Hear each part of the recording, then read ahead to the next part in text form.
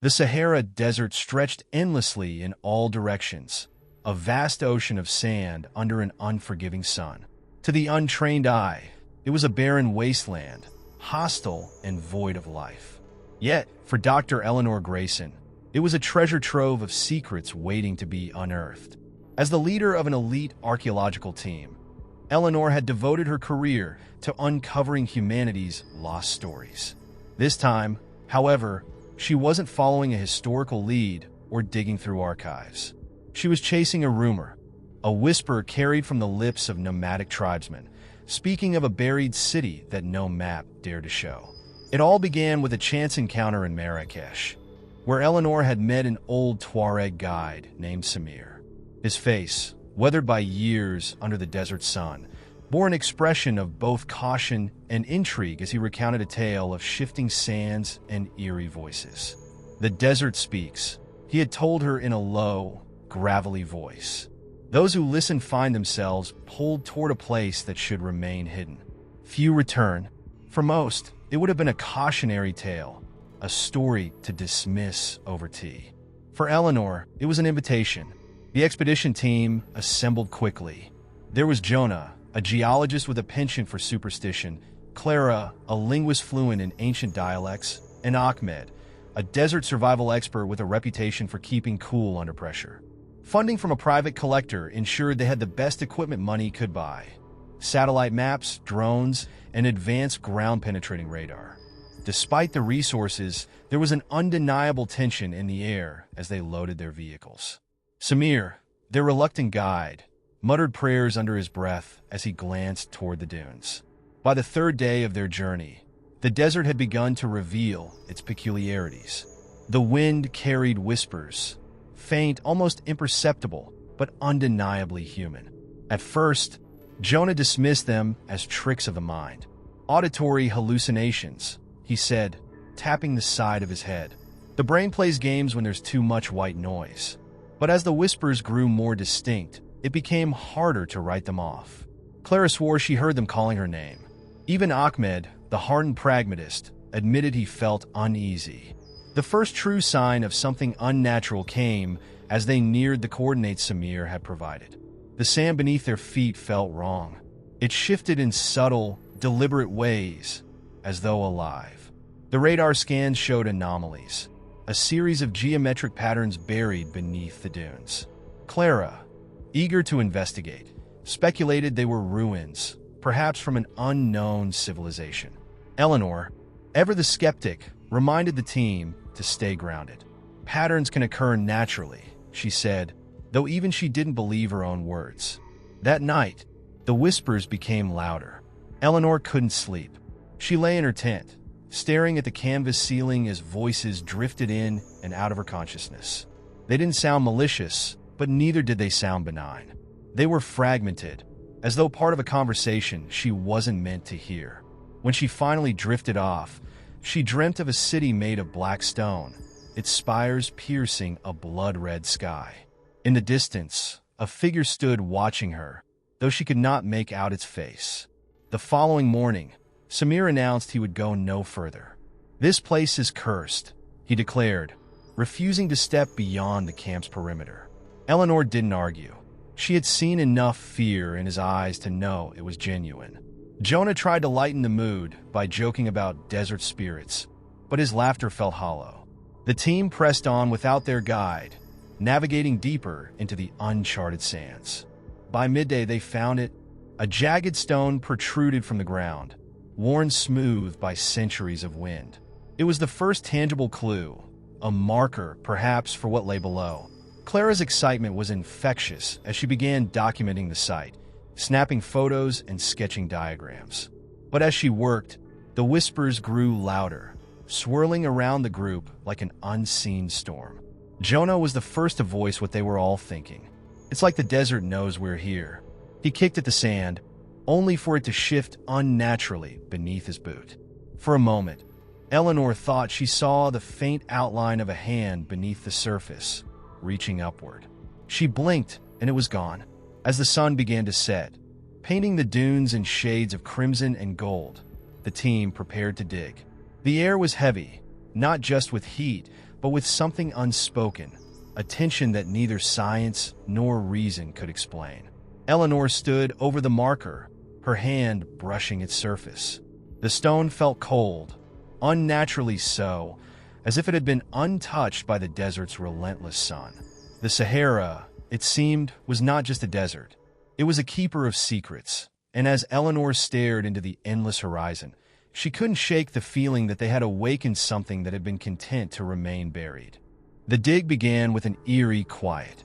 The desert, which had been alive with whispers and shifting sands, seemed to hold its breath as the team worked. Jonah, armed with a pickaxe, chipped away at the hardened sediment around the protruding stone, while Ahmed set up perimeter lights for when the sun dipped below the horizon. Eleanor oversaw the operation, her notebook open and pen in hand, but her thoughts kept drifting back to the dream she'd had the night before. The city of black stone felt too vivid, too real, to be a product of her imagination. As the team dug deeper, the stone marker revealed itself to be a slab, large and rectangular, inscribed with strange carvings. Clara knelt beside it, brushing away the sand with careful precision. Her excitement was palpable. "This is like nothing I've ever seen," she whispered, tracing her fingers over the intricate symbols. They weren't hieroglyphs or cuneiform, languages she had studied extensively, but something older, almost alien in their design. Jonah leaned over, squinting at the markings. "It doesn't look like a language at all, more like a map." His gloved finger traced a winding line etched into the stone, connecting several circular symbols. "See these? They look like coordinates." Eleanor felt a chill run down her spine. A map to what? She couldn't help but notice how the lines on the slab seemed to shimmer under the light, as though the stone itself were alive. "Let's photograph it," she said, masking her unease with practicality. "We'll analyze it back at camp." The moment Ahmed snapped the first photograph, a sudden gust of wind tore through the excavation site, nearly toppling the lights.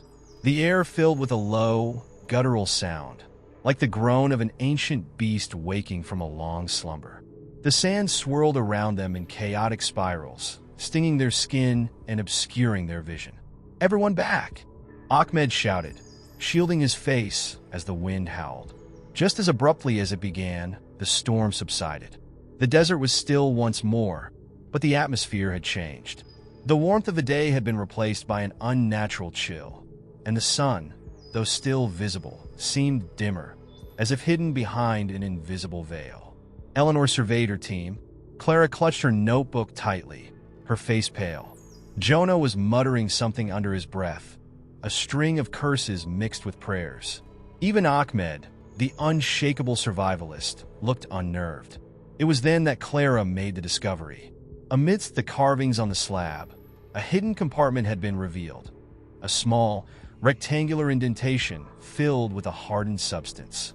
With careful hands, she extracted what appeared to be a scroll, preserved by some ancient resin. This could be thousands of years old, she marveled, holding it up to the light. Or older. Eleanor's instincts screamed at her to stop. Every rational part of her mind wanted to leave the scroll untouched, to cover the slab and abandon the site.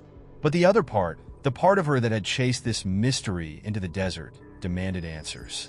"We'll open it back at camp," she said, her voice steadier than she felt. As they packed up the equipment and secured the scroll in a protective case, the whispers returned. This time, they were clearer, almost melodic, like a song sung in a language none of them could understand. Clara stopped mid-step, her eyes wide. "Do you hear that? It's beautiful. Beautiful." Jonah snapped, his voice sharp. "It sounds like death." Back at camp, the team gathered around a portable workbench as Clara carefully unsealed the scroll. The material was unlike anything they had encountered before, thin and translucent, yet impossibly strong. The markings on it mirrored those on the stone slab, but they were arranged in a spiral pattern, drawing the eye toward its center. At the very heart of the scroll was a single symbol, a serpent devouring its tail, surrounded by runes that seemed to glow faintly in the lamplight. Eleanor's breath caught in her throat. The serpent symbol was familiar, though she couldn't place where she had seen it before. "What does it mean?" she asked Clara, though she wasn't sure she wanted to know the answer. Clara didn't look up. Her eyes were fixed on the scroll, her expression distant. "It's not a map," she murmured, almost to herself. "It's an invitation." The desert around them seemed to grow darker, as if the very night itself had thickened. Eleanor glanced at her team, her heart sinking. The whispers were growing louder again, but this time they didn't sound like words. They sounded like laughter. The camp had descended into a tense silence. The scroll, with its coiled serpent and glowing runes, lay in the center of the workbench, radiating an energy that was almost tangible. Eleanor could feel it in her chest, a subtle but relentless pressure, like the slow tightening of a vice. The others felt it too. Ahmed sat a few feet away, sharpening his knife with mechanical precision, his jaw clenched. Jonah paced back and forth, muttering under his breath, while Clara stared at the scroll as though hypnotized. "We need to leave," Ahmed finally said, breaking the silence. His voice was firm, but there was an edge of fear in it that he couldn't hide. "This thing isn't natural. We shouldn't be here." Eleanor nodded absently, though her eyes remained fixed on the scroll. The word invitation echoed in her mind, intertwining with the haunting whispers that had grown louder since they returned to camp. Invitation to what? To where? The logical part of her screamed that Ahmed was right, that they should pack up and return to civilization before the desert claimed them. But another part of her, a darker, more curious part, urged her to stay. What if this is the discovery of a lifetime? Clara said, her voice soft but insistent. She hadn't taken her eyes off the scroll. "We can't just walk away from this. We're so close to understanding." "Understanding what?" Jonah snapped, his pacing coming to an abrupt halt. "This isn't archaeology. This is something else. Something wrong. That thing," he pointed at the scroll, "doesn't belong here. Hell, maybe we don't belong here." Before anyone could respond, a sudden gust of wind tore through the camp, extinguishing their lamps and plunging them into darkness. The team froze, their breath shallow as the whispers returned, louder and more distinct. They no longer sounded melodic. Now, they were fragmented, like a chorus of voices layered atop one another, speaking in a language that felt ancient and predatory. Eleanor fumbled for her flashlight, her fingers trembling as she clicked it on. The beam of light cut through the darkness, illuminating the scroll. To her horror, the runes were no longer static. They were moving, shifting like living creatures slithering across the surface. The serpent at the center seemed to pulse with life, its coiled body rippling as though ready to strike. "We have to destroy it," Jonah said, his voice breaking. He grabbed a metal rod from the equipment pile and stepped toward the scroll, but Clara leapt in front of him, her arms outstretched. "Don't!" she screamed, her voice raw with desperation. "You don't understand. It's a gateway, not a threat." "A gateway to what?" Eleanor demanded, her patience fraying. The pressure in her chest had grown unbearable, as though the scroll were drawing something out of her, pulling her closer to the edge of some unseen precipice. Clara hesitated, her eyes darting to the glowing runes. "To the city," she whispered. "The city from your dream, Eleanor. The city of Blackstone." The words hit Eleanor like a physical blow. She staggered backward, her flashlight flickering as her mind reeled. How could Clara know about her dream? She hadn't told anyone, not even Ahmed. How do you know that? Clara smiled faintly, her expression both serene and unsettling. "Because it's been calling all of us. The whispers, the storm, it's all part of the same thing. It wants us to come." Jonah shook his head, his knuckles white around the rod. "You're insane. Whatever that thing is, it's not leading us to some magical city. It's leading us to our deaths." Ahmed stepped forward, his knife gleaming in the faint light. "I say we bury it and leave. Now!" But before anyone could act, the ground beneath them shuddered. A low, guttural sound emanated from the scroll, reverberating through the camp like the growl of a hungry predator. The sand around the workbench began to shift, swirling in unnatural patterns that formed symbols identical to those on the scroll. Eleanor felt her heart race as the whispers grew deafening. a cacophony of voices overlapping until they formed a single, chilling command. Come. The sand spiraled upward, forming a vortex that glowed with an eerie blue light. The scroll's serpent uncoiled, its head rising from the surface as though breaking free from its confines. Eleanor stared in stunned disbelief as the creature's eyes locked onto hers, filled with an intelligence that felt ancient and malevolent. As the vortex expanded, engulfing the workbench and the surrounding area, Eleanor realized they were out of time. Whatever choice they had to stay, to leave, to destroy the scroll, had been taken from them. The gateway had opened, and there was no turning back. The last thing she saw before the light consumed them was Clara's face, illuminated with a mixture of awe and terror, whispering, "It's beautiful." When the light faded, the world as Eleanor knew it was gone. In its place was an expanse of blackened sand stretching endlessly in all directions, its surface glittering faintly like obsidian under an unseen light source. The air was heavy, pressing down on her chest, and each breath felt like inhaling dust. The desert was silent, unnaturally so. No whispers, no wind, no sound of her companion's breathing. She blinked, her eyes adjusting to the dim glow that seemed to emanate from the ground itself. Slowly, she turned her head, her heart hammering in her chest. Ahmed was a few feet away, crouched low and gripping his knife like a lifeline. Jonas stood stiffly, his face pale and eyes wide, while Clara knelt in the sand, running her fingers over the surface with a reverence that sent chills down Eleanor's spine. Where are we?" Jonah finally whispered, his voice cracking. Clara didn't look up. "We've crossed over," she said almost dreamily. Her fingers traced strange symbols etched into the blackened sand, glowing faintly as if in response to her touch. "We're in the threshold." "Threshold to what?" Ahmed barked, his voice sharp with fear. "What is this place?" Eleanor felt a pang of déjà vu, a sensation she couldn't shake. The landscape, the air, even the way the symbols pulsed beneath Clara's hands, it all felt achingly familiar. Her mind returned to the dream she'd been having, the city of black stone and shifting light. It wasn't just a dream, it had been a warning. "We need to leave," Eleanor said, her voice steady despite the panic rising in her throat. She grabbed Clara's arm, trying to pull her to her feet. "This isn't a discovery. It's a trap." Clara resisted, her eyes wide and feverish. "You don't understand," she said, clutching at the sand. "This is what we were meant to find. It's been waiting for us." Before Eleanor could respond, a deep, resonant hum rippled through the ground. It wasn't just a sound. It was a vibration that seemed to crawl under their skin, rattling their bones. The symbols beneath them flared to life, their glow intensifying until they formed intricate patterns that stretched across the desert like a vast, living map.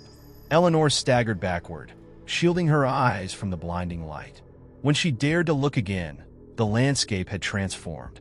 Rising from the sand in the distance was a colossal structure, a jagged spire of black stone that seemed to pulse with the same eerie glow as the symbols. Its surface was etched with the same runes from the scroll, shifting and writhing as if alive. The spire loomed impossibly high, its pinnacle disappearing into the darkened sky. Surrounding it was a labyrinth of ruins, arches, columns, and shattered walls that stretched outward in concentric rings, like the ribs of a long-dead beast. It was the city from her dream, unmistakably real and horrifyingly close. "We can't go there," Jonas said, his voice trembling. That place isn't meant for us." "It's meant for me," Clara whispered, stepping forward. Her face was illuminated by the glow of the runes, her expression rapturous. "Don't you see? It called us here for a reason. The scroll was the key, and now the gateway is open. We're chosen." "Chosen for what?" Ahmed snapped, grabbing her by the shoulder and spinning her around. "Look at this place. It's death. You're walking into death." But Clara's smile didn't waver. "It's not death. It's transcendence." As the group argued, Eleanor felt the ground shift beneath her feet again. She looked down and realized the sand wasn't sand at all. It was a dense, shifting mass, almost like liquid, swirling faintly with shadows that danced just beneath the surface. She staggered, her heart racing as a cold, slimy tendril brushed against her boot. "Something's moving under us," she hissed, her voice barely above a whisper. Jonah froze, his eyes darting to the ground. What is that?"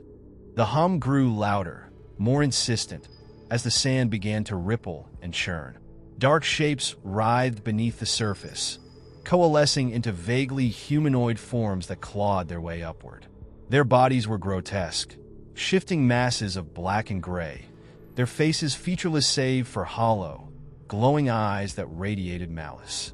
Eleanor's instincts kicked in.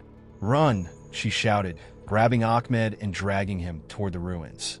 Jonah hesitated, torn between flight and disbelief. But the sight of one of the figures fully emerging, a towering, skeletal creature wreathed in shadows, propelled him forward. Clara didn't move. She stood her ground, her arms outstretched as though welcoming the creatures. "Don't you see?" she called after them. "They're the Guardians. They'll show us the way." Eleanor didn't look back. She could hear Clara's voice fading into the hum, followed by a guttural, inhuman screech that sent shivers down her spine.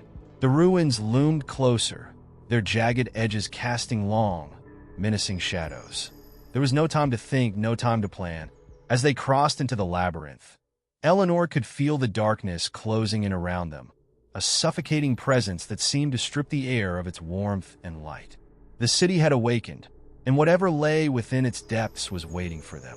The ruins enveloped Eleanor, Ahmed, and Jonah like a labyrinth of jagged bones, their towering silhouettes casting eerie shadows against the faint glow of the spire in the distance. The ground beneath their feet no longer felt like sand but cold, polished stone. Every step echoed faintly, the sound swallowed almost immediately by the oppressive silence. The hum that had filled the air earlier had faded, replaced by a low, rhythmic thrum that seemed to emanate from deep within the ruins. Ahmed was the first to break the silence. "Clara's gone," he muttered, his voice thick with exhaustion and disbelief. "Did you hear that scream?" She didn't stand a chance.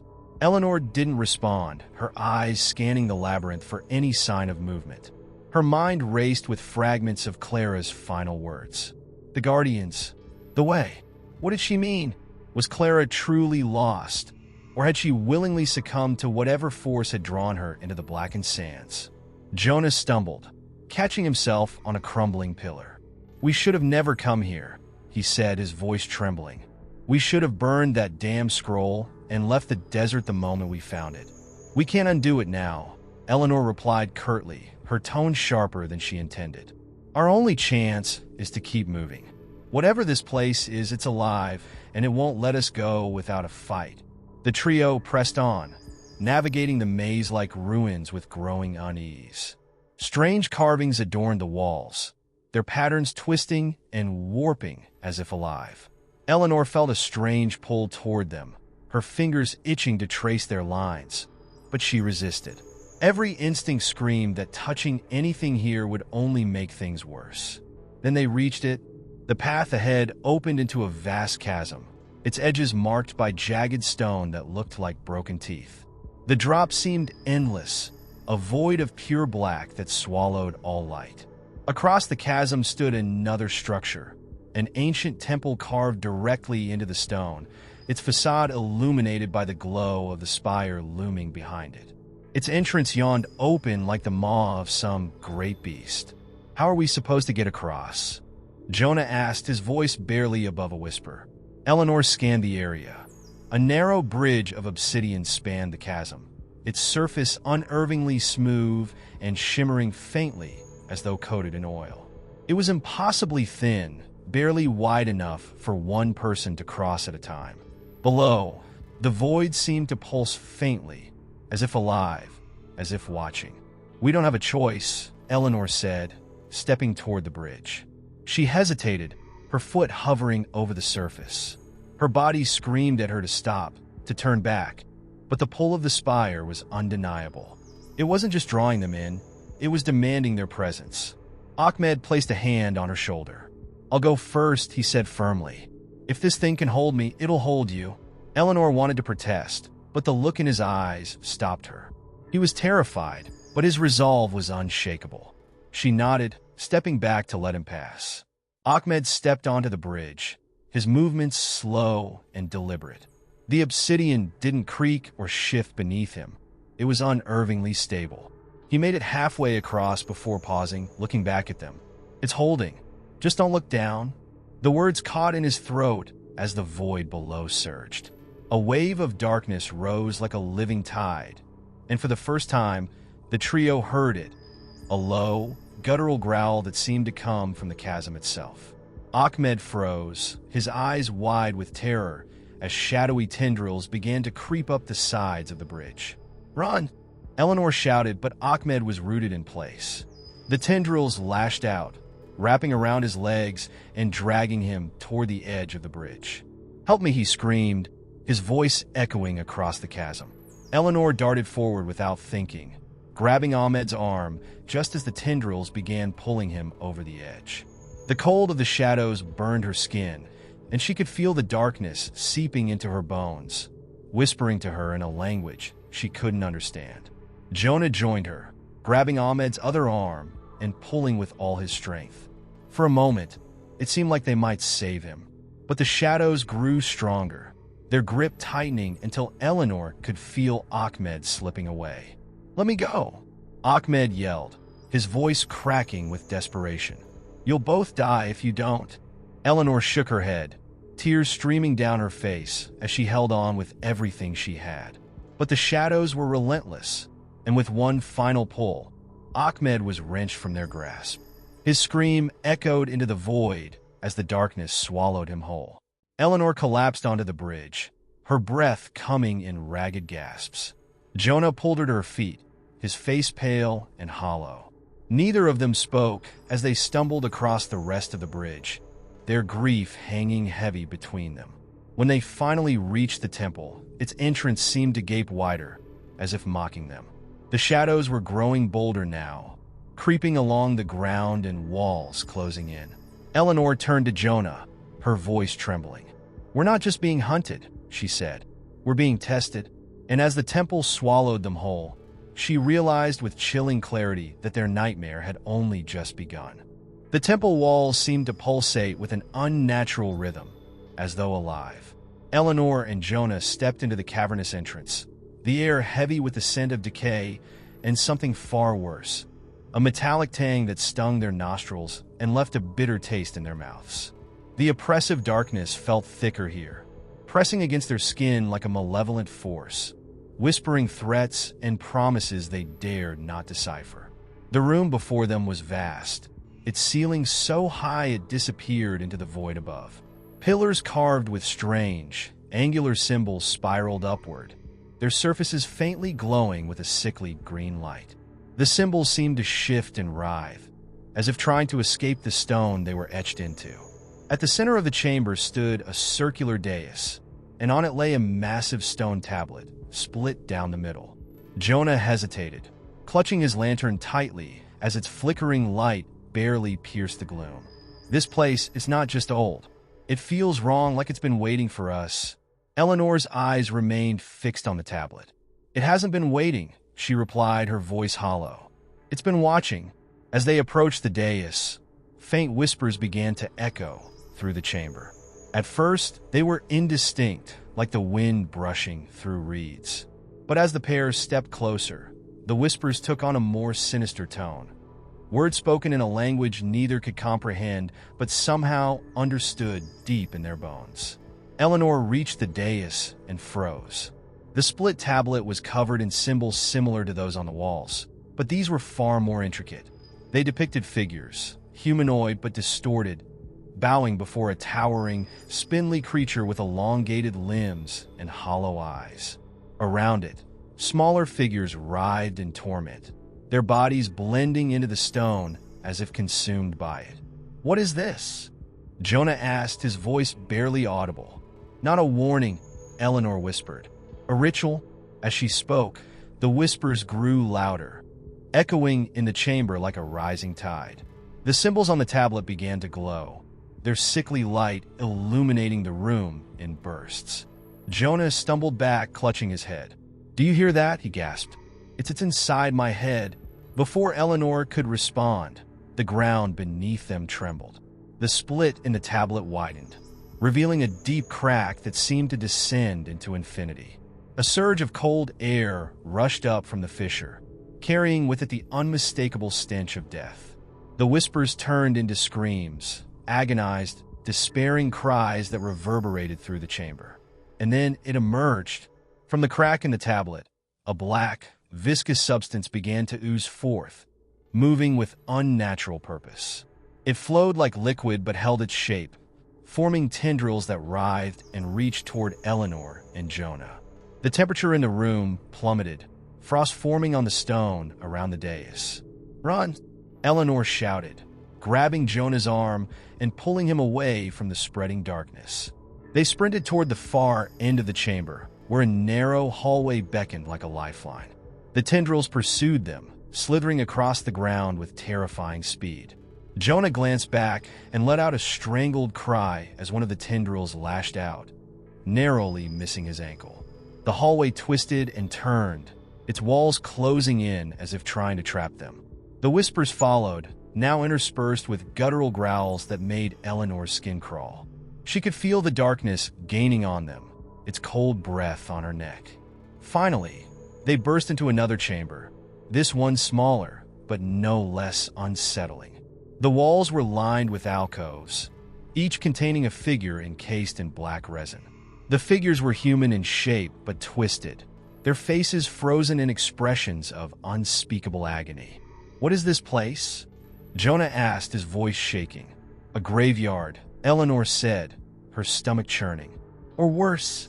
Before they could take another step, the resin encasing the figures began to crack. Thin, jagged lines spread across the glossy black surface, and one by one, the figures began to move.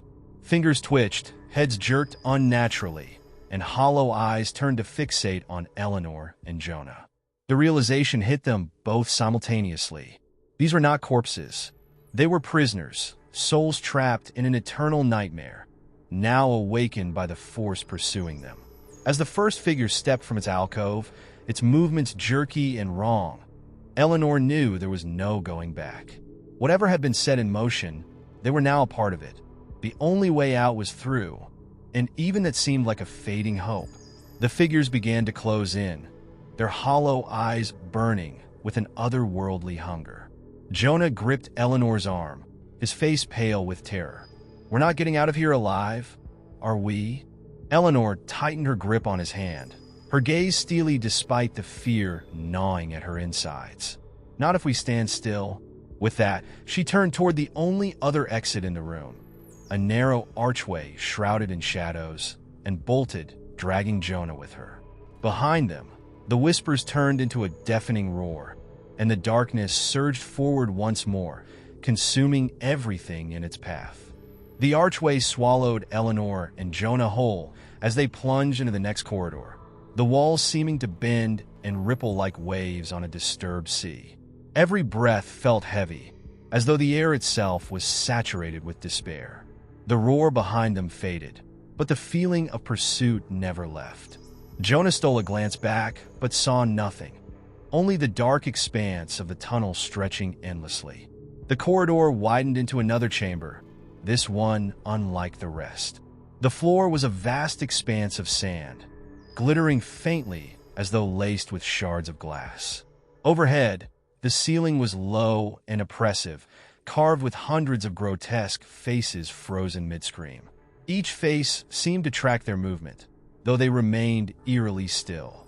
At the far end of the chamber stood another archway, smaller and darker than the one they'd just passed through.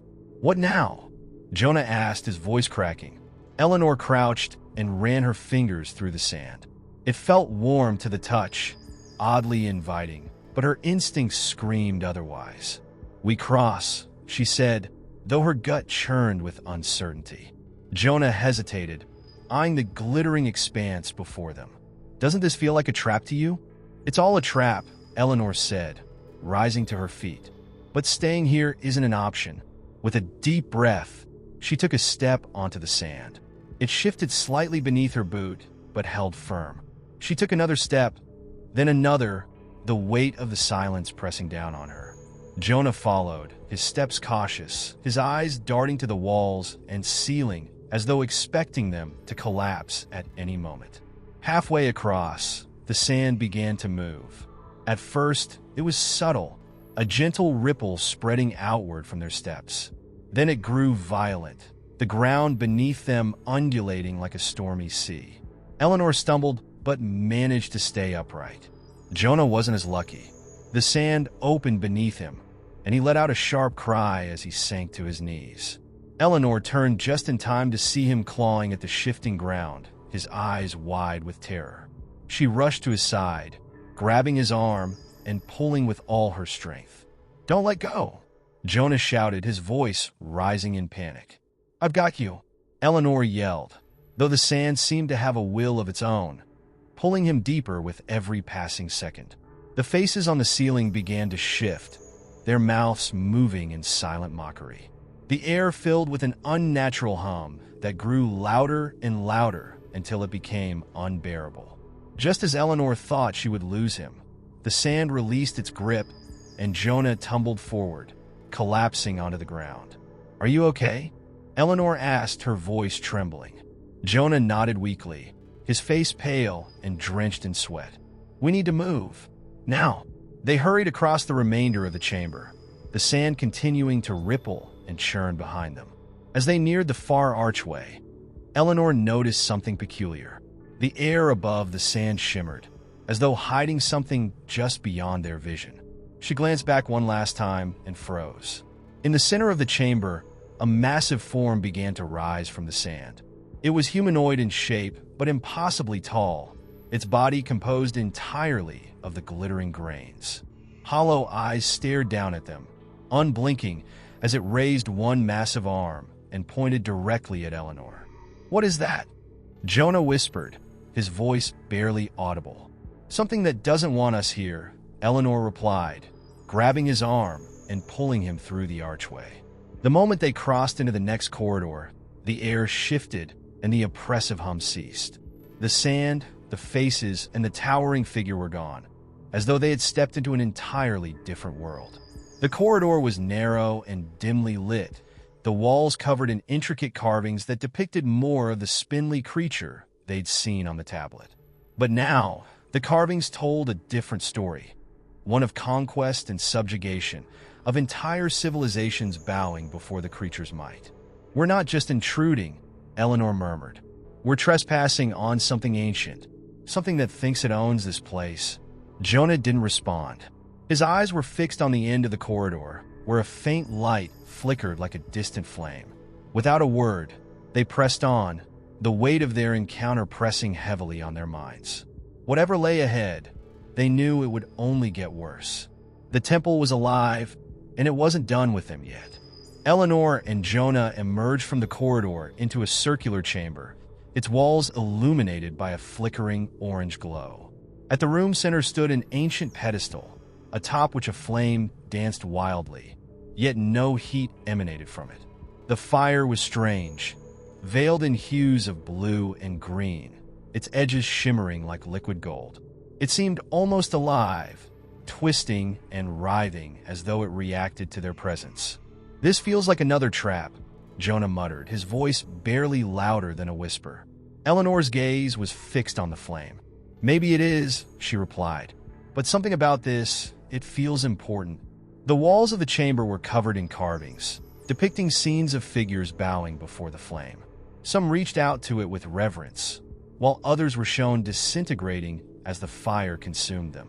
The carvings were unervingly lifelike, as if the stone faces might scream if touched. Jonah stepped closer to the flame, but kept his distance from the pedestal. "What do you think it is?" he asked. "I don't know," Eleanor replied, stepping alongside him. "But it looks like some kind of power source. Or a guardian, maybe." As they stood there, the flame began to flicker more violently, casting elongated shadows across the chamber. The room seemed to grow darker, the light retreating toward the flame until it was the only thing visible. Then the whispers began. At first, They were faint, like the rustling of dry leaves, but they grew louder, overlapping in an unintelligible cacophony. Eleanor clutched her head, trying to drown out the sound, but it seeped into her mind like poison. Jonah stumbled back, pressing his palms to his ears. "What is it saying?" Eleanor shouted, though her voice was barely audible over the growing noise. Jonah's eyes were wide with terror as he pointed to the flame. "It's coming from there." The whispers abruptly stopped, leaving an eerie silence in their wake. The flame's movement slowed, becoming unnaturally still. Then, a voice, deep and resonant, emanated from the fire. "Why have you come?" it demanded, each word reverberating through the chamber like the tolling of a bell. Eleanor hesitated, unsure whether to respond. Jonah, however, found his voice. "We didn't mean to disturb anything," he said, his tone shaking. "We're just trying to find a way out." The flame flickered, as though laughing. "There is no out," the voice replied. "Not for those who trespass on sacred ground." Eleanor stepped forward, ignoring Jonah's frantic gestures to stop. "If we've trespassed, then tell us what this place is," she said, her voice steady despite the fear curling in her chest. The flame pulsed, its light momentarily blinding. When it subsided, the carvings on the walls began to shift, the figures moving as though alive. They told a story, a tale of an ancient civilization that had discovered the flame deep within the earth. It granted them immense power, but at a cost. Those who sought to control it were consumed, their essence feeding the fire. Over time, the civilization crumbled, leaving only the flame and the temple behind. "You are but the latest in a long line of fools," the voice intoned. "Turn back, or be devoured like the rest." Eleanor's mind raced as she processed the warning. The carvings, the flame, the shifting sands, it was all connected. But what was the flame guarding? And why had it allowed them to come this far? Jonah grabbed her arm. "We need to leave," he said urgently. But Eleanor wasn't ready to give up. She stepped closer to the flame, ignoring the searing light and the whispers that returned, louder and more chaotic than before. "What are you hiding?" she demanded, her voice cutting through the noise. The flame's light dimmed, and the voice spoke again, its tone colder than before. "You will see soon enough," it said. Before Eleanor could respond, the chamber began to shake. The walls cracked, and the pedestal sank into the floor, dragging the flame with it. The light vanished, plunging them into total darkness. Eleanor felt Jonah's hand grip hers, but before she could speak, the ground gave way beneath them, and they plummeted into the abyss. Their screams echoed into the void as the temple swallowed them whole. Eleanor awoke to a suffocating darkness, her body aching from the fall. The air was damp and cold, carrying the sharp scent of earth and decay. She couldn't see Jonah, but she could hear him groaning nearby. Reaching out blindly, her fingers brushed against his arm, and he flinched. "Jonah, are you okay?" she whispered, her voice trembling. "I think so," he replied, his tone thick with pain. "Where are we?" Eleanor's eyes began to adjust to the faintest hint of light, a sickly green glow emanating from the walls. It wasn't enough to illuminate the cavern entirely, but it allowed her to make out the jagged rock formation surrounding them. The ground beneath them was uneven, littered with bones that crunched underfoot. "I don't know," she admitted, helping Jonah to his feet. "But we're not dead. That's something." As they stood, the glow intensified, and the cavern revealed itself to be much larger than it initially seemed. Pillars of stone reached up into the darkness above, and pools of shimmering liquid dotted the ground, reflecting the eerie light. Strange markings covered the walls, similar to those in the chamber above, but these seemed older, etched with a rough, almost desperate hand. Jonah's gaze fell to the pools. "What is that?" he asked, pointing to the liquid. Eleanor knelt beside one, careful not to touch it. The surface rippled slightly, as if something beneath it was moving. "It looks like water," but she trailed off, noticing her reflection. It wasn't her face staring back at her. It was someone else's. The figure in the pool had hollow eyes and a twisted grin, its lips moving as though trying to speak. She scrambled back, her heart racing. "Jonah, don't look at it," she warned, but it was too late. Jonas stood frozen, his gaze locked on the pool. His reflection began to shift, its features contorting into a grotesque version of himself. The figure in the water reached out, its hand breaking the surface and grabbing Jonah's wrist. He screamed, trying to pull away, but the grip was unrelenting. Eleanor grabbed a nearby rock and hurled it at the pool. The moment the rock struck the surface, the reflection vanished, and Jonah was freed. He collapsed to the ground, cradling his arm, which now bore a blackened mark in the shape of a hand. "What the hell was that?" he gasped, his voice shaking. "I don't know," Eleanor said, pulling him away from the pool. "But we can't stay here. We need to keep moving." They pressed on, careful to avoid the other pools. The cavern stretched on endlessly, the green light casting shadows that seemed to move of their own accord. The air grew colder with every step, and the walls began to narrow, funneling them into a single claustrophobic passage. The silence was oppressive, broken only by the sound of their footsteps and the occasional drip of water.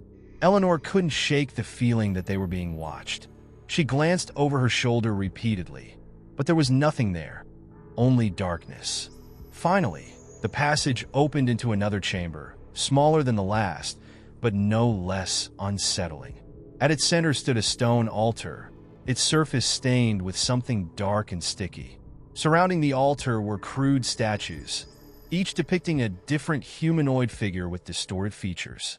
Some had extra limbs, others had gaping mouths filled with jagged teeth, and one bore an unsettling resemblance to Eleanor herself. Jonah hesitated at the threshold. "Do we really want to go in there?" Eleanor didn't answer. Her attention was drawn to the altar, where a book lay open, its pages glowing faintly with the same green light that illuminated the cavern. She approached it cautiously, her fingers itching to turn the pages. "What is it?" Jonah asked, staying a safe distance behind her. "It looks like a journal," Eleanor said, running her fingers over the brittle pages. The text was written in a language she didn't recognize, but the illustrations were hauntingly clear. They depicted rituals, sacrifices, and monstrous creatures emerging from the pools of liquid. Before she could decipher more, the ground beneath them began to shake. The statues trembled, their features twisting further into expressions of malice. The green light pulsed violently, and a low growl echoed through the chamber. Eleanor snapped the book shut and turned to Jonah. "Run," she said. As they sprinted back into the narrow passage, the growl grew louder, accompanied by the sound of heavy footsteps. Whatever had been awakened was coming for them, and the path ahead was their only hope. Eleanor and Jonah ran through the narrowing passage, their footsteps echoing off the stone walls, creating a disorienting rhythm that blended with the ominous growls from behind. The air felt thick with dread, pressing in on them from all sides. Each turn in the passage seemed to twist in on itself, as if the cavern itself was alive and shifting, trapping them in an endless maze. Jonah's labored breathing was a stark contrast to the oppressive silence that had settled around them. The ground beneath their feet trembled once more, a low rumbling that felt too deliberate to be a mere aftershock. Eleanor glanced back over her shoulder, but all she saw was darkness. Yet, she felt it. Something was there, following them, its presence as palpable as the cold air.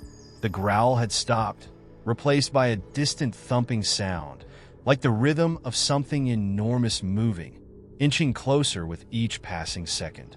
Jonah's voice broke through her thoughts. "We need to get out of here. This place, it's alive." His words were edged with panic, but Eleanor knew they couldn't afford to slow down. She pushed forward, urging Jonah to keep pace. "This whole place is a trap," Eleanor said, her voice hoarse. "It's meant to keep us here, but we can't let it."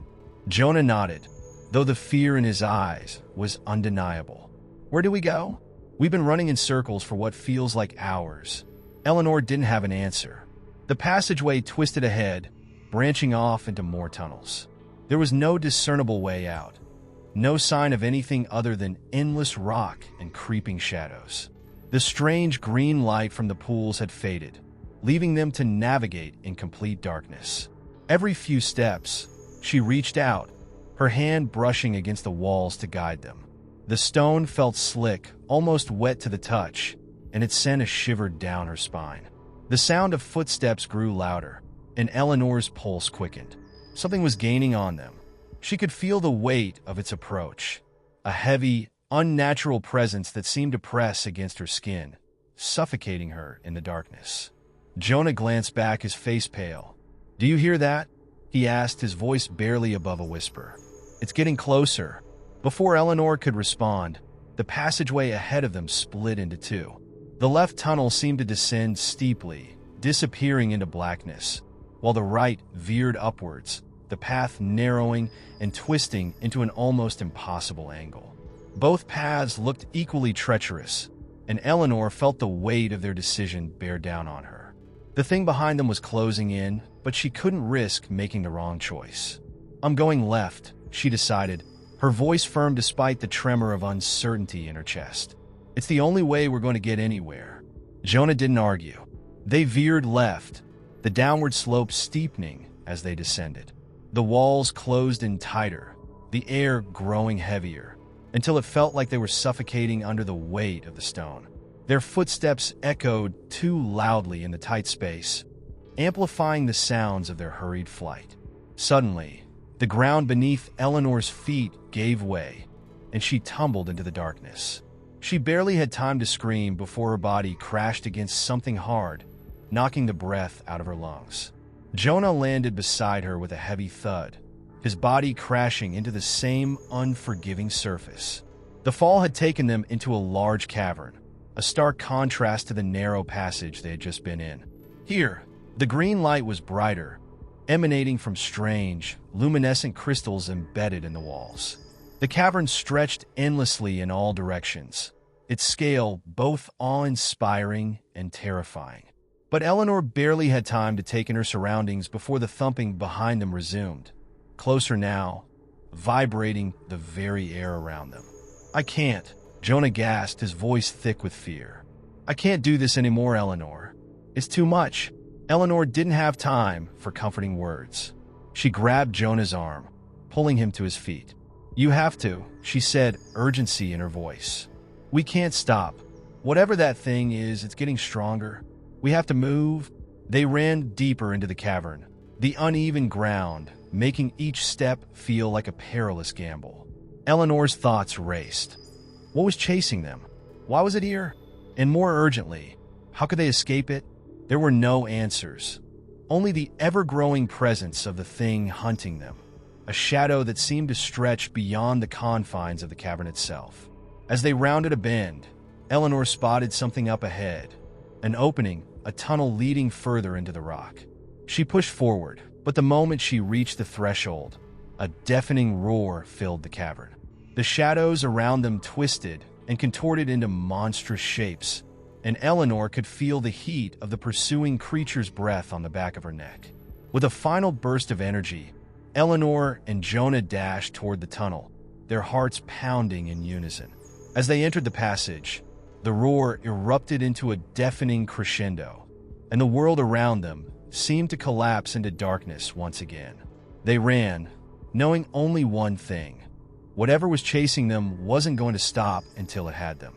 The tunnel swallowed them whole, the walls closing in around them with a claustrophobic intensity that matched the panic in Eleanor's chest. The growls from behind had faded, replaced by the unsettling sound of their own ragged breathing. Jonah's footsteps faltered for a moment, his body clearly straining, but Eleanor didn't allow herself to slow down. She pushed forward, gripping his arm tightly, urging him on. They didn't speak. There was no time for words, only the relentless drive to escape. The tunnel seemed to stretch endlessly, twisting and turning in ways that defied the laws of physics. The further they went, the more the air seemed to thicken, a weight pressing down on them, making each step harder to take. They had entered something ancient, something alive, and now the very environment around them felt like it was conspiring to trap them. Jonah's voice broke through the tension, shaky but determined. "Eleanor, I can't keep running like this. What is happening to us?" Eleanor's throat tightened, but she didn't answer right away. The truth was, she didn't have an answer. The horror they had encountered in this forsaken place was beyond comprehension. Every corner they turned seemed to reveal something new and more twisted than the last. The statues, the pools, the whispers, none of it made sense. But there was one thing she knew for certain. They had to keep moving. As they rounded a corner, the tunnel opened up into a wide chamber. And for the first time in what felt like hours, Eleanor allowed herself to breathe, albeit shallowly. The green glow from the walls flickered ominously, casting strange shadows that seemed to twist and stretch in ways that made her question her sanity. The cavern was vast, its walls covered in more markings, more strange symbols. This time, they weren't just on the walls, but on the floor, etched deeply into the stone, as though carved by a force much stronger than human hands could manage. Jonah collapsed onto the ground, exhausted and panting. "We can't keep doing this," he muttered, staring up at the ceiling. "This place, it's like it's playing with us." Eleanor crouched beside him, her eyes scanning the chamber. The walls were lined with strange alcoves, each one containing what appeared to be more statues, more figures. Some human, some grotesque, all frozen in expressions of terror or agony. But one alcove stood out. The figure there wasn't like the others. It was larger, its body distorted and broken, its face twisted into an unnatural grin. There was something almost familiar about it, but Eleanor couldn't place it. Her breath caught in her throat as she stared at it, feeling drawn to it despite the mounting dread. "Eleanor," Jonah's voice was a strained whisper, his eyes wide with fear. "Look." Eleanor turned toward him, her heart sinking as she followed his gaze. The floor beneath their feet began to shift. Slowly, methodically, the stone groaned as though it were alive, and the symbols etched into the ground began to glow a deep, fiery red. The very ground seemed to pulse with an energy that was almost alive. Without warning, the walls of the chamber began to shift as well, the alcoves sliding open like the jaws of some terrible beast. Something was moving within them, something dark and shapeless, writhing and reaching. It wasn't human, and yet it was too close to the familiar to ignore. The growls that had haunted them earlier began to fill the chamber once more, growing louder, more intense. Eleanor grabbed Jonah by the arm, pulling him back toward the tunnel. But before they could make it, a figure emerged from one of the alcoves. It was large, far too large for a human, and its body was covered in black, tar-like substance that bubbled and oozed as it moved. The thing's eyes were wide and hollow, its grin stretched impossibly far, as if it had no end. Eleanor's blood ran cold as she recognized it. The same distorted figure she had seen earlier, the one in the alcove. But now, it was moving, and it was far more terrifying than any statue could be. "Run!" Eleanor screamed, her voice hoarse as she yanked Jonah toward the tunnel. They didn't need any further encouragement.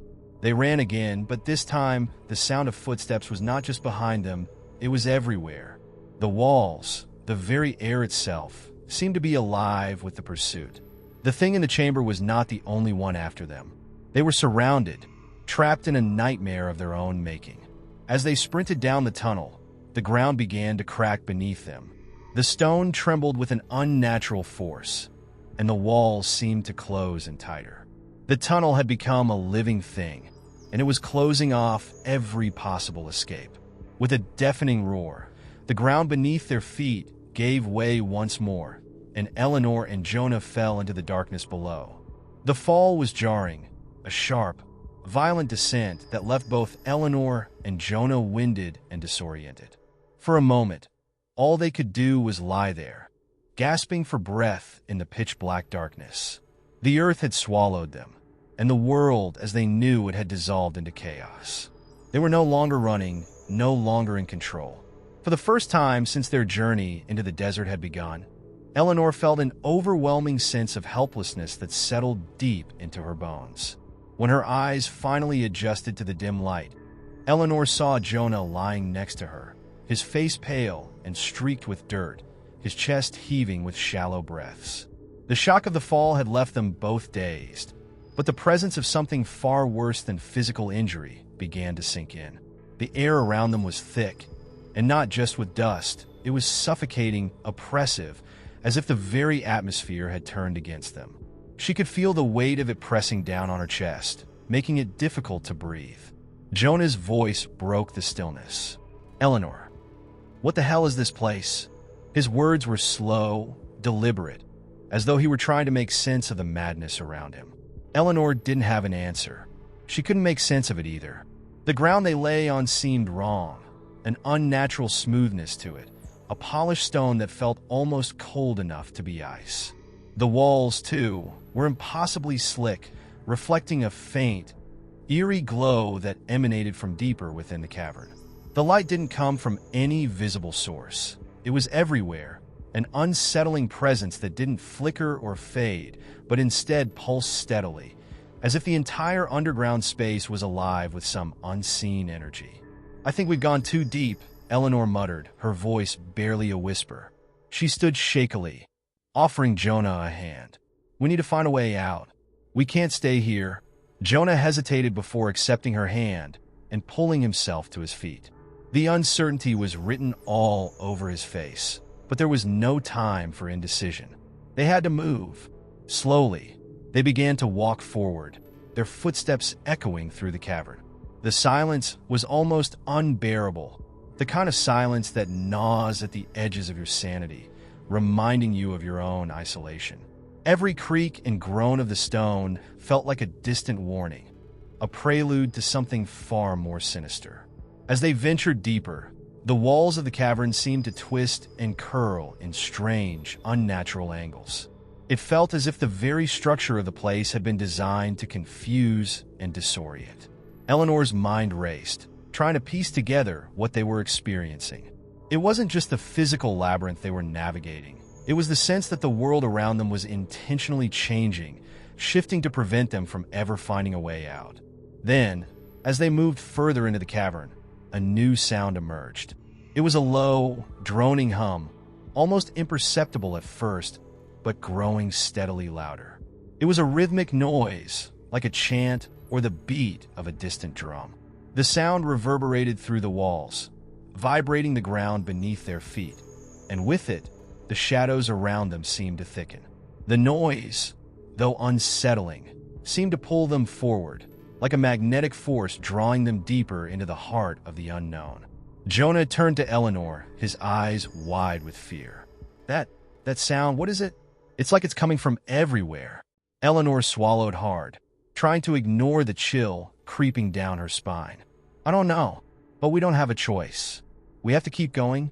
The further they walked, the stronger the hum became, filling the air with an almost tangible weight. It wasn't just a sound. It was a presence, a pulse that seemed to sync with the beating of their own hearts. The light grew brighter, more intense, casting long shadows that seemed to shift and stretch unnaturally. The cavern was no longer just a physical space. It was a living entity, one that had drawn them in and was now claiming them as part of its twisted existence. And then they reached the center. It was vast, more immense than anything Eleanor could have imagined. The cavern opened up before them, like the mouth of some great, insatiable beast. In the center of the room, a massive stone structure stood, its shape impossible to define, as if it were constantly changing before their eyes. It was the source of the hum, a pulsating energy emanating from it, drawing everything in its vicinity toward it. The structure was alive, shifting, breathing in time with the ominous sound that filled the air. Jonah took a step forward, his body trembling, his hand reaching out toward the structure. "What is that?" he asked, his voice barely a whisper. Eleanor didn't know, but she knew one thing for sure. They had reached the heart of it. The thing that had been chasing them, the force that had twisted the desert into a labyrinth, was here. They weren't just in a place, they were in something.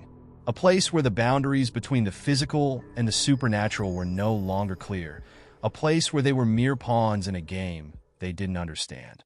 Before they could move any closer, the hum intensified, and the structure in front of them began to shift.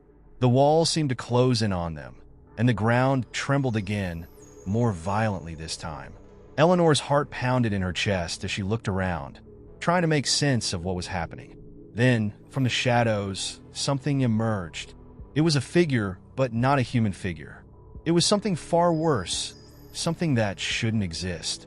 A shape that defied description, its form twisting and warping as if it were made of shadow itself. Yet somehow solid, somehow real. Eleanor felt her stomach drop. The figure was coming toward them, and as it drew closer, she realized with a sickening certainty that the thing had been waiting for them. The hum, the walls, the structure, it was all a part of the trap. They hadn't been running from something. They had been running toward it. The abyss had claimed them. And now, it was time for them to pay the price. The figure that emerged from the shadows was not just a silhouette in the dark. It was an embodiment of every fear, every primal terror that could be conjured in the human mind. Its form twisted and flowed, its shape constantly changing, as if reality itself was bending to accommodate its presence. The air grew heavier with its arrival, and Eleanor felt a cold sweat break across her forehead. She didn't know what it was, but she could feel its malevolence, the crushing weight of its existence bearing down on her and Jonah. Jonah's hand was trembling as he reached for hers, a silent plea for reassurance that neither of them could offer. The creature, if it could be called that, hovered before them, its mass undulating like liquid shadows, almost as though it were not entirely confined to the physical realm. The glow that had filled the cavern seemed to radiate from it, a sickly, unnatural light that did nothing to illuminate the space but instead cast long, distorted shadows that crept toward them like living things. Eleanor's mind raced, desperately seeking a solution, but every instinct screamed at her to run. She had no idea where they could go, though.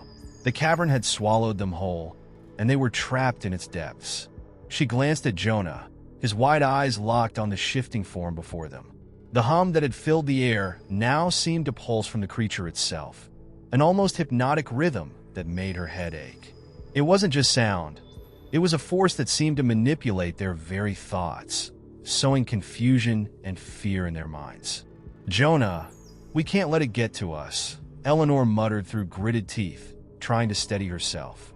Her voice sounded strangely distant in the oppressive silence, as if the cavern itself was absorbing her words.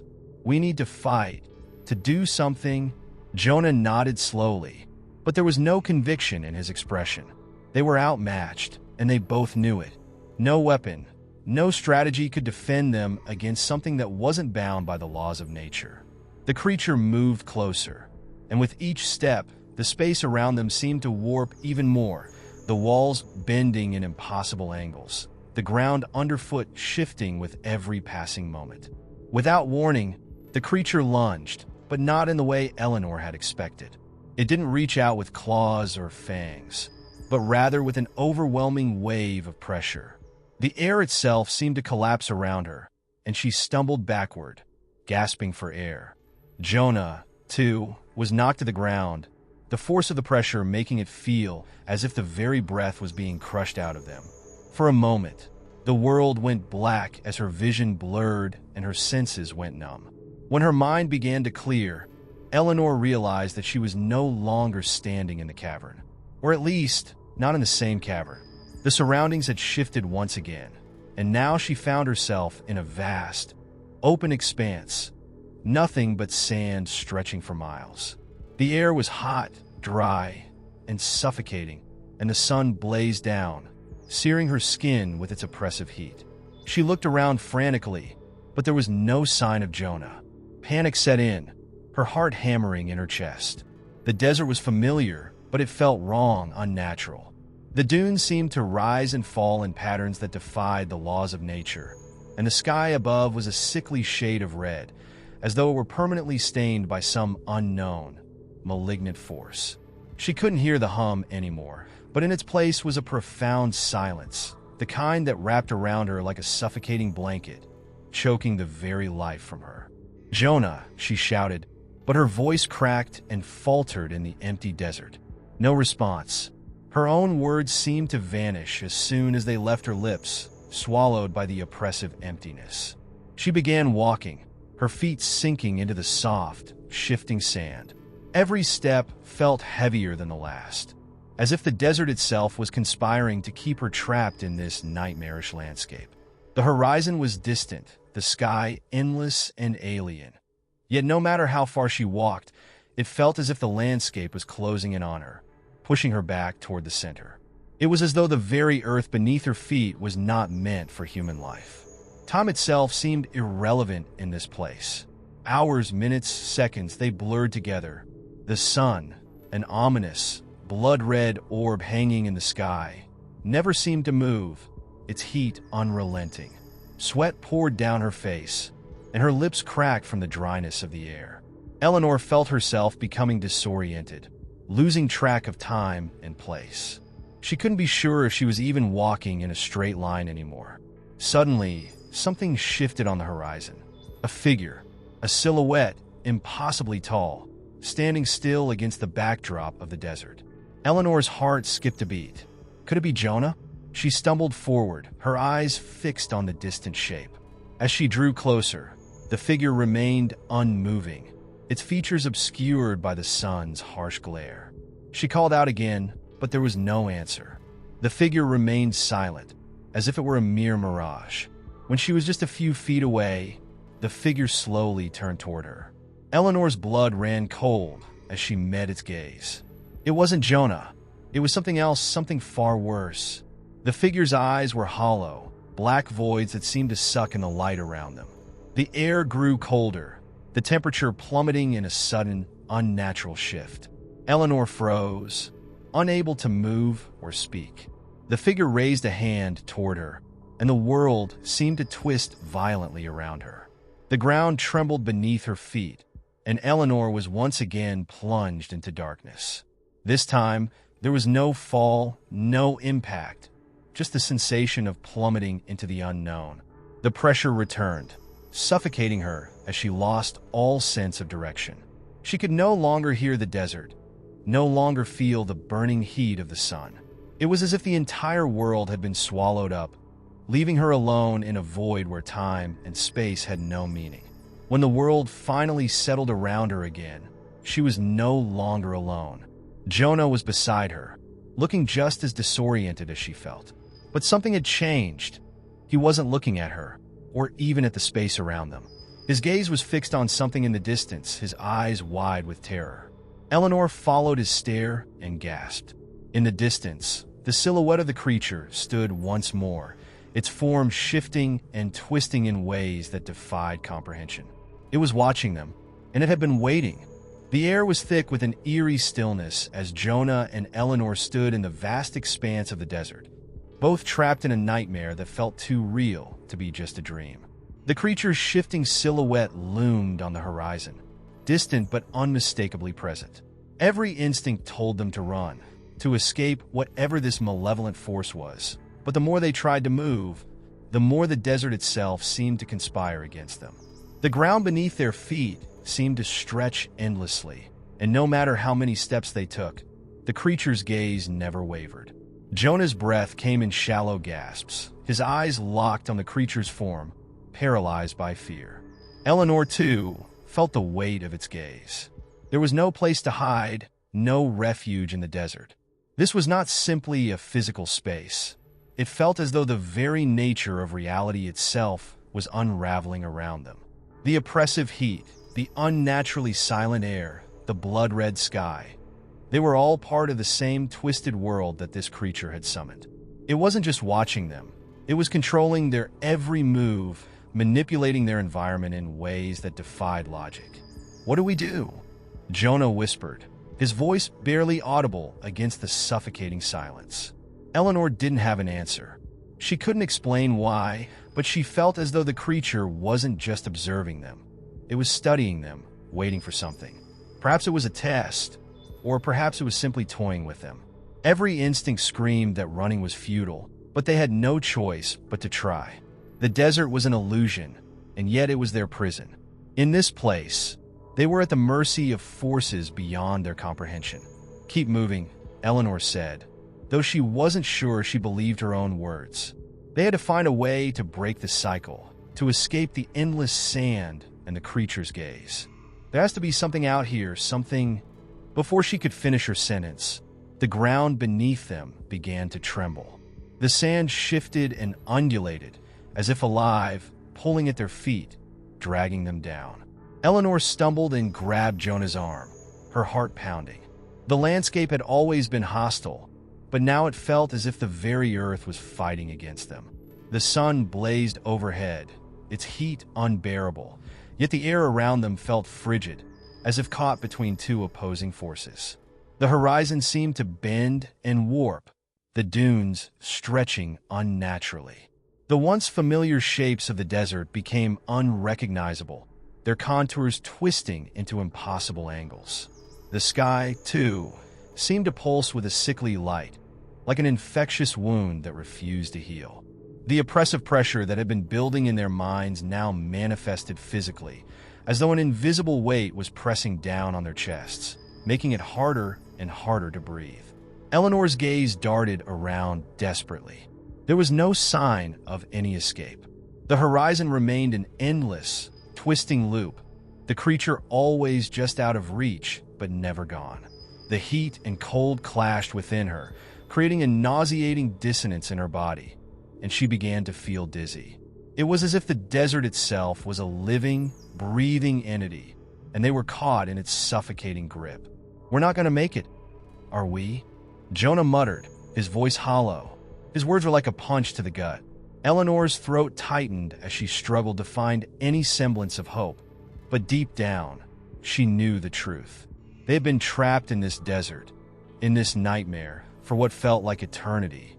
It was a prison with no walls, no boundaries, just endless sand and the unyielding presence of the creature. Her mind raced, trying to cling to any fragments of logic or reason. There had to be some way out of this endless torment. Suddenly, there was a flicker in the distance, a shimmer, like a mirage on the edge of the horizon.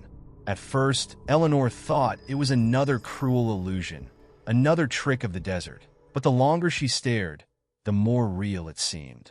There was something there, something that didn't belong in this endless sea of sand. She could make out the faint outline of what looked like a structure, perhaps a building or a monument, rising up from the ground. "Jonah, do you see that?" Eleanor asked, her voice trembling with a mixture of disbelief and hope. Jonah followed her gaze, his brow furrowing in confusion. For a moment, he seemed to doubt his own eyes, but as the shimmer grew clearer, the shape became more distinct. It was unmistakable now, a structure, ancient and weathered, standing tall against the desolate desert landscape. It looked like an oasis of civilization in a place that had no right to contain such things. The sands around it were still, the air calmer, as if the structure itself had broken the desert's suffocating hold.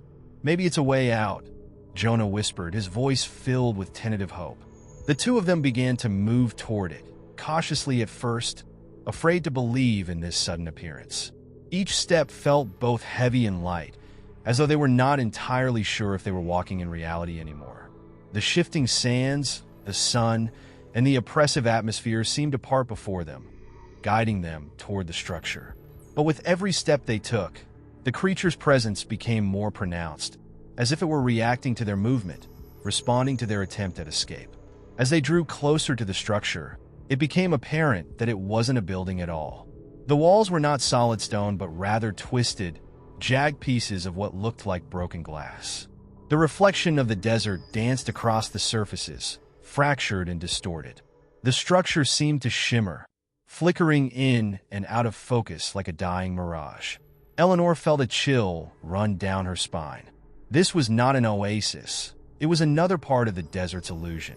They stopped in their tracks, fear creeping into their bones. The creature, too, was no longer distant. It was closer now, its form solidifying, its tendrils creeping through the air like smoke. It had been waiting for them to reach this point. The shimmering structure had been nothing more than bait, a cruel illusion designed to lure them deeper into its trap. Jonah turned to Eleanor, his face pale. "We were never meant to leave, were we?" Eleanor's heart sank. The creature was no longer a distant threat. It was upon them, its presence overwhelming. They had walked into its trap, and now they had no choice but to face whatever fate awaited them in the heart of the desert. There was no escape, no refuge. The mirage of freedom had turned out to be just another part of the nightmare that the creature had spun around them. They were trapped. Again. As the creature's presence enveloped them, Jonah and Eleanor were forced to confront the reality of their situation. They had no escape. The illusion of the oasis, the shimmering structure that had drawn them in with promises of salvation, was a cruel trick, and now they stood at the center of the desert's deepest darkness. The creature had lured them here, to this place where time and space seemed to collapse in on themselves, where the rules of nature no longer applied. Eleanor's mind raced, trying to piece together any shred of hope, any potential solution to their dilemma. But as she looked around, she saw only endless sand, distorted and swirling like a vortex, and the looming figure of the creature. The air was thick with its oppressive energy, the very atmosphere suffocating, as though the desert itself had become a living being that resented their intrusion. She could feel her pulse quicken, her breath shallow as panic began to set in.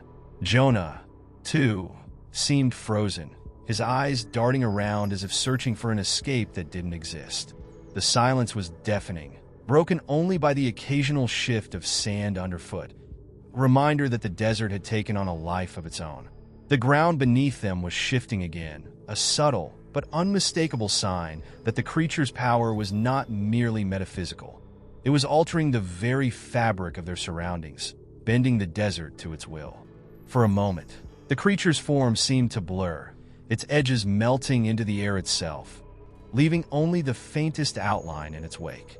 It was as if it existed beyond the realm of physical form, a being of pure energy, its presence an overwhelming force that transcended human understanding. The more Jonah tried to comprehend it, the more his mind buckled under the strain. There was nothing tangible to grasp, nothing real to hold on to. The creature was an enigma, a riddle that defied logic and reason. And then, as if responding to their mental anguish, the desert began to shift once again. But this time it was not just the landscape that changed. The ground beneath them cracked open, and from the depths of the earth, strange sounds echoed, as if the very sands were alive, whispering secrets that only the creature could understand. These were not the sounds of nature. They were deeper, older, like the voice of something ancient that had been buried for eons. Jonah staggered back, his hand instinctively reaching for Eleanor's arm. "Do you hear that?" he whispered, his voice trembling with both fear and disbelief. "It's like the desert itself is speaking." Eleanor nodded, though she couldn't bring herself to speak. She, too, felt the vibrations in the air, the subtle hum that reverberated through her bones. The whispers were growing louder now, the sand beneath them beginning to shift in a rhythmic, almost hypnotic pattern. It was as if the desert was not just a barren wasteland, but a place of great significance, a site where forgotten forces had once thrived and now sought to reawaken. Suddenly, the sands parted, revealing something. No, someone beneath them. It was a figure, partially buried in the ground, its form twisted and contorted as if it had been trapped here for an eternity. Eleanor gasped, stepping forward, her eyes wide with horror. The figure was unmistakable. It was a human body, but it was not like any body she had ever seen. Its features were distorted, its skin pale and cracked like ancient pottery, its eyes wide open, staring into the nothingness of the desert. What is this?" Eleanor murmured, her voice thick with dread. Jonah, too, stepped forward, his gaze fixed on the figure. The creature, still looming in the distance, seemed to pulse in response, as though feeding off their fear. The whispers from the sands grew louder, more insistent, and Eleanor felt an overwhelming urge to turn away, to flee from the unsettling sight of the body before them. But she couldn't. The creature's presence, the twisted whispers, and the eerie figure. Everything seemed to be pulling them deeper into the mystery. The body in the sand began to twitch, slowly at first, but then more violently, as if something inside it was trying to break free. Eleanor's stomach lurched at the sight, but she couldn't tear her eyes away. This was no ordinary body. It was something else, something more. The whispers from the desert grew deafening now, a cacophony of voices, all speaking in unison. telling tales of a time long forgotten. Jonah took a hesitant step back, his breath quickening. "This isn't real," he muttered, but the words rang hollow. The figure's movements were too real, too grotesque to deny. And then, as if in response to his disbelief, the body lurched violently forward, its mouth opening wide, letting out a sound that was not a scream, but a primal wail, a cry of agony that seemed to come from the very depths of the earth itself. Eleanor stumbled back, her heart pounding in her chest. This was no ordinary desert. This was a place where the dead did not rest, where the past was not buried. The creature had brought them here, to this spot, to witness the awakening of something ancient and forgotten, something that had been trapped beneath the sands for millennia. As the body continued to writhe, the whispers grew louder, coalescing into a single, terrifying truth. The creature was not just watching them, it was manipulating them, drawing them into a cycle of torment and revelation. The sands of the Sahara were not just a backdrop to their suffering. They were an active participant in this ritual, a ritual that had been set in motion long before Jonah and Eleanor had ever set foot in the desert. Jonah reached out for Eleanor's hand, his face pale with fear. "We have to get out of here. Now." But Eleanor couldn't move. She was rooted to the spot, caught between the twisted whispers of the past and the horrifying reality unfolding before her. She knew, deep down, that there was no escape, not from the creature and not from the desert. This place was not just a physical location. It was a place of memory, a place where the past bled into the present. And now, she understood. The desert was alive, and it had been waiting for them. The air around them seemed to thicken as the creature's wail faded into an eerie silence, leaving Jonah and Eleanor trapped in a liminal space where time seemed to stretch and twist in unnatural ways.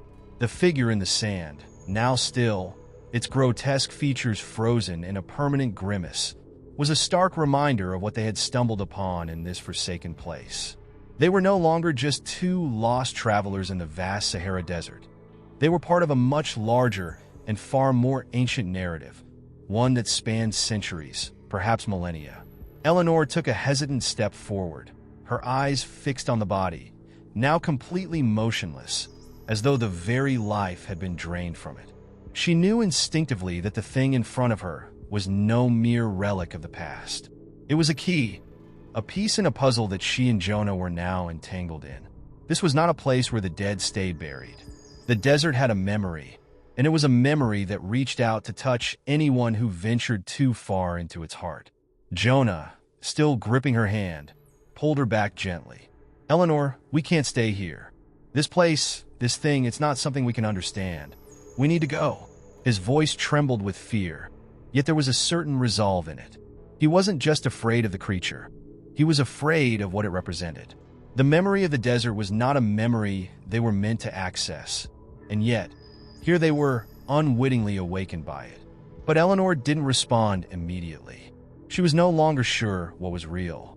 The creature, the whispers, the body rising from the sand. These things felt like fragments of a dream, pieces of an impossible narrative they had been thrust into. The sands beneath their feet seemed to shift once more, as if the desert itself were breathing, its inhales and exhales shaping the very air they moved through. Eleanor's thoughts began to fragment, and she felt herself growing dizzy, as though the very fabric of the universe around her was warping. Her mind flashed back to the day they had first set foot in this desert. The heat, the isolation, it all seemed so insignificant now. But what had been a journey of discovery had quickly become a journey of survival, and the stakes were higher than they had ever imagined. This was no ordinary desert. This was a place where memories were etched into the sands themselves, each grain carrying the essence of a forgotten past. The desert was alive, but not in the way she had first thought. It was not a place of simple desolation. It was a place of memory, of endless stories, some lost to time and others, like theirs, still in the process of unfolding. "Do you feel that?" Eleanor whispered, her voice barely audible as she turned to Jonah, her eyes wide with a mix of confusion and realization. She wasn't sure if he would understand. She barely understood herself. But the desert had changed her somehow. It had opened something within her, something she hadn't known existed. Jonah, his face pale, nodded. Yeah, it's like the whole place is remembering us. His words hung in the air like a truth neither of them wanted to confront. Eleanor's gaze returned to the body lying in the sand. It's not just remembering us, she said softly, almost to herself. It's remembering everything. Her voice faltered, the enormity of the thought weighing heavily on her chest. The desert had a history, a story that spanned beyond the human lifespan. But how could they possibly comprehend it? Suddenly, as if answering her unspoken question, the creature's voice reverberated in her mind, though its form remained distant, unseen. It was not a voice in the traditional sense. There were no words, no sounds to interpret. It was something deeper, more profound, like the pulse of the earth itself. And in that moment, Eleanor understood. The creature was not merely a guardian of the desert. It was a reflection of the desert's memory, a living manifestation of all that had been lost, buried beneath the sands. Its existence was tied to the very fabric of the desert. It was a force, neither good nor evil, that existed beyond their comprehension.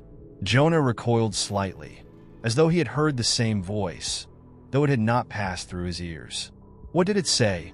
He asked, his voice cracking with fear. I think it spoke to me, Eleanor replied, her eyes distant, still fixated on the body in the sand. But it wasn't like anything I've ever heard before. It was not words. She shook her head, trying to clear the fog from her mind. It's like the desert was speaking, not with sound, but with something deeper. A long silence stretched between them as they stood there, their minds struggling to grasp what they were experiencing. The memory of the desert was not a story that could be told, not a history that could be written down in words. It was something that had to be felt, something that crawled under your skin and settled into your bones. It was a force that didn't need to explain itself. It simply existed, eternal and unyielding. Jonah, still uncertain of what to do, took a slow step back, his eyes scanning the horizon. The oasis, once a shimmering mirage of safety, now felt like a distant memory. They were no longer in control of the situation. The desert had claimed them, as it had claimed countless others before. We can't go back the way we came, Jonah said, his voice tinged with desperation. But we have to do something. We can't stay here forever. Eleanor closed her eyes, focusing on the rhythm of her breathing. She could feel the whispers again, faint but growing stronger, as if the desert were speaking directly to her. The sands, the creature, the figure in the sand, it was all connected. And somehow, she had become a part of it. We're part of its story now, Eleanor murmured, the weight of the words settling in her chest. The desert has a memory, Jonah, and we're trapped in it. The night in the Sahara was deeper than any darkness they had ever known. It wasn't just the absence of light, but something more, a suffocating, oppressive quiet that seemed to weigh down on everything. Jonah and Eleanor found themselves huddled together beneath the starry sky, surrounded by the vast emptiness of the desert. The cold had begun to creep in, and though the temperature had plummeted, it wasn't the cold that chilled them to the bone.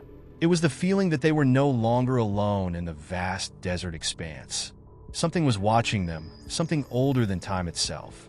They had not spoken since Eleanor had whispered her chilling realization about the desert's memory. Her words had hung in the air, unresolved and weighty. Jonah had not responded, not because he hadn't wanted to, but because there was nothing he could say. The enormity of what she had said had planted a seed of terror in his mind, and he was afraid that any acknowledgement of it would make it all the more real. As they sat in the growing darkness, Jonah's mind wandered back to the events that had led them here, to this place where reality itself seemed to warp.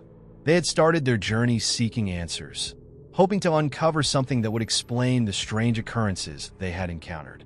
But now, it felt as though they had stumbled into something much larger than themselves. The desert had opened its mouth to swallow them whole, and they were nothing more than specks in the great expanse of time and space.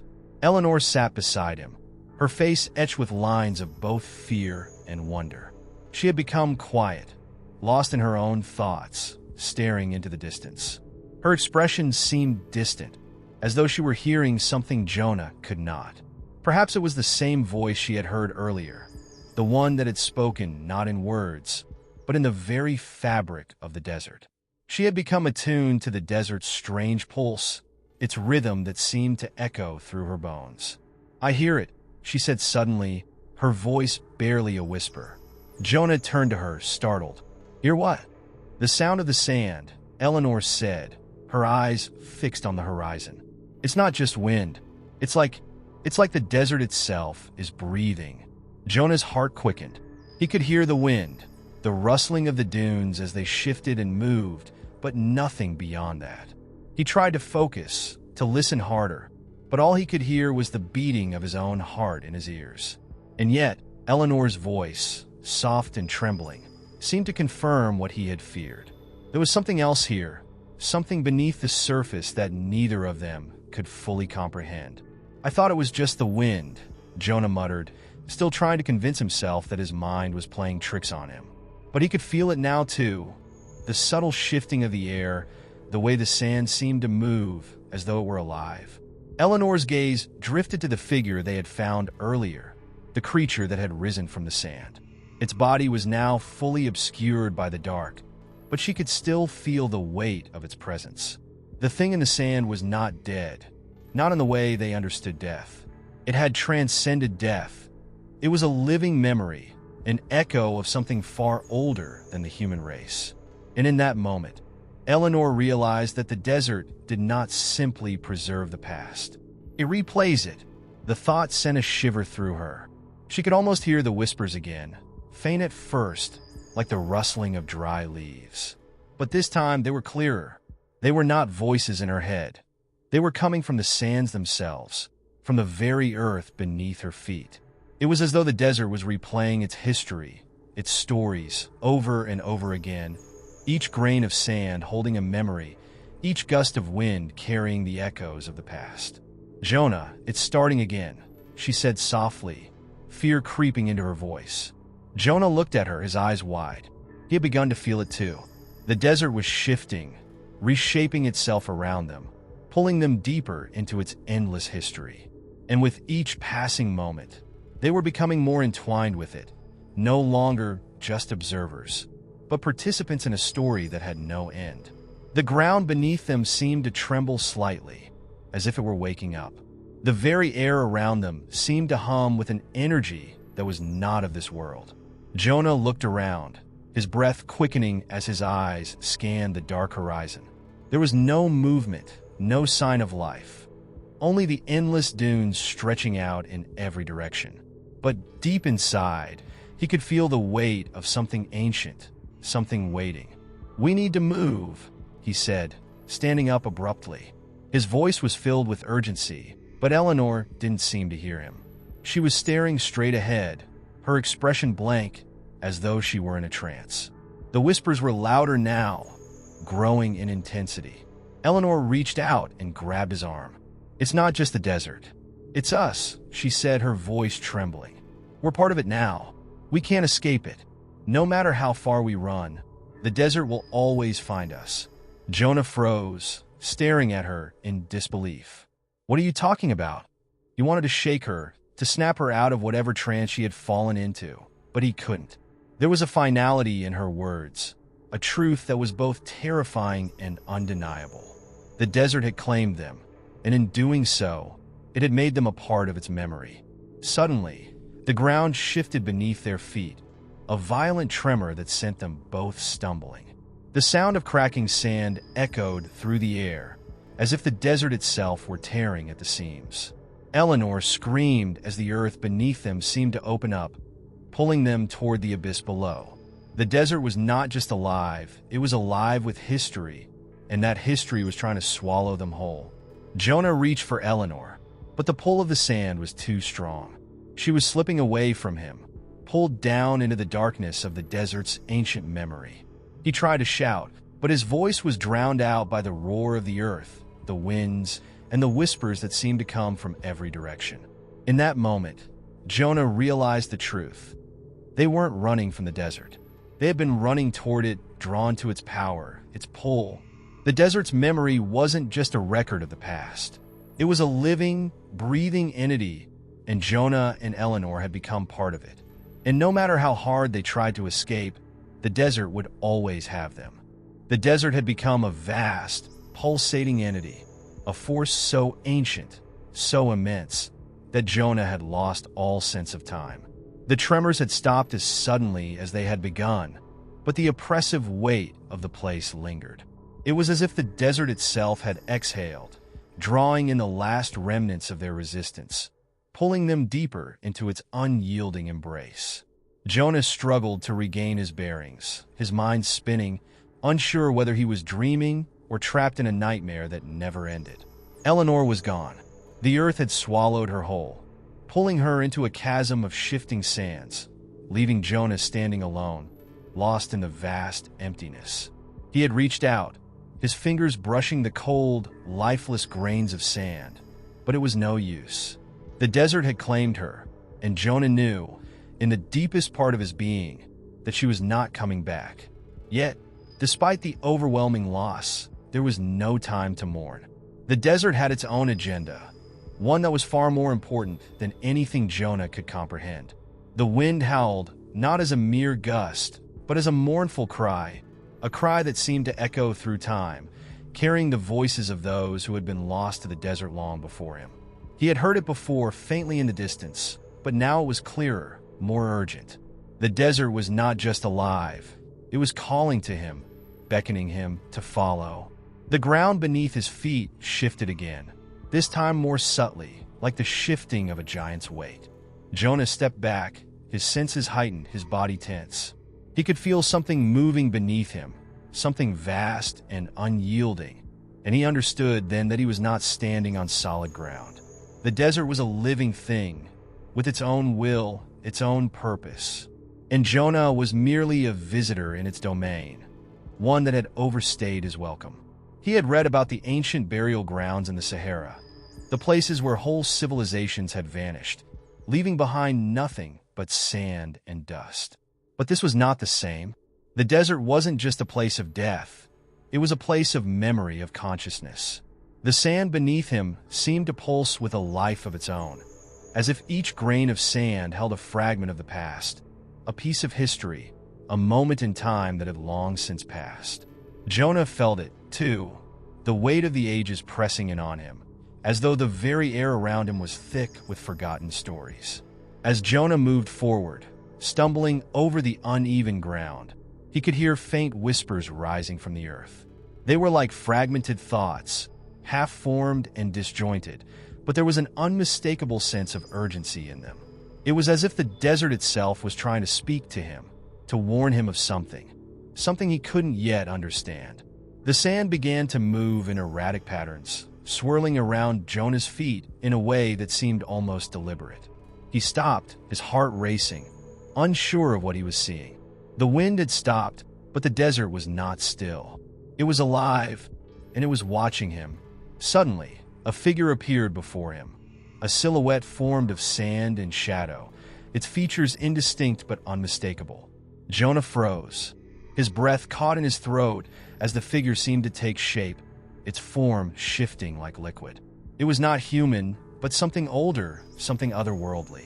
The whispers intensified, becoming louder, clearer, as if the figure itself was calling out to him. The figure moved closer, its form becoming more defined with each step, and Jonah could hear the words now, fragmented and ancient, yet unmistakable. "Return," it whispered, its voice not one of sound, but of thought, entering his mind directly. "You are part of the story. You are the story." Jonah's legs trembled beneath him, his mind racing to process what was happening. He had heard tales of the desert's cursed power, of travelers who had vanished into the sands, never to be seen again. But this was something else. He wasn't just being consumed by the desert. He was becoming a part of it, woven into its eternal fabric. "Who are you?" Jonah whispered, his voice trembling with both fear and curiosity. The figure did not respond in the way Jonah expected. Instead, it extended a hand toward him, a hand made of shifting sand. Jonah recoiled, instinctively stepping back. But as he did, The ground beneath him began to shift once more. The desert was moving, reshaping itself around him. "I am the memory," the figure said, its voice now clearer, more distinct. "I am the keeper of the past. The desert is not just a place, it is a repository, a living archive. And you, Jonah, are now a part of it. Your name, your story, will be etched into the sands forever." Jonah's breath caught in his throat. He understood then. The desert did not forget. It did not simply bury the past. It preserved it, replaying it over and over again in an endless loop. The sands held every secret, every memory, every soul that had ever been lost in its grasp. And now, Jonah was among them. He fell to his knees, his mind reeling as he realized the truth. He had been marked. His story was now intertwined with the desert's. The past would never let him go. The whispers that had haunted him, the shifting sands beneath his feet, they were all part of the same inescapable reality. The desert was not just a place. It was a prison, a timeless prison where memories were bound and souls trapped for eternity. And Jonah was just another echo in the abyss, another name added to the endless list of those who had come before him. The desert would never forget him, and now, neither would he ever escape it. The desert's grip on Jonah had tightened to a suffocating degree, but what terrified him most was the realization that he was not alone.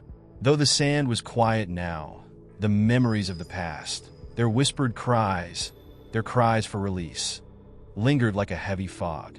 Jonah felt as though the very earth beneath him had become a mirror, reflecting his thoughts, his fears, his regrets.